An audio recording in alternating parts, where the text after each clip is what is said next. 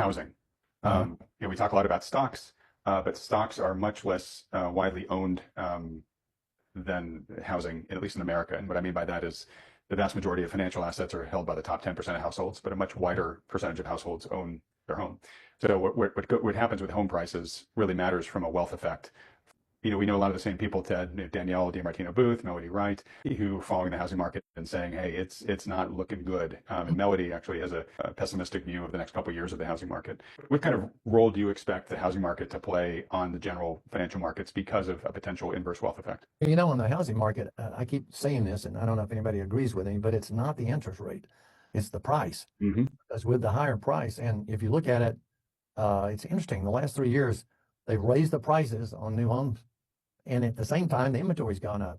In other words, we're going to raise the prices, and we know we'll sell them no matter what. But what you have to factor in there is taxes and insurance on that higher price. So there's no way that just an interest rate play on it is going to change that situation. And then the other side is that people are in a state of denial. I see it all over the country. They think, okay, my property was worth X 4 years ago, and I know it's still worth at least that, so I'm not going to sell it for any less than that. All right. And so they're having to sit there with it.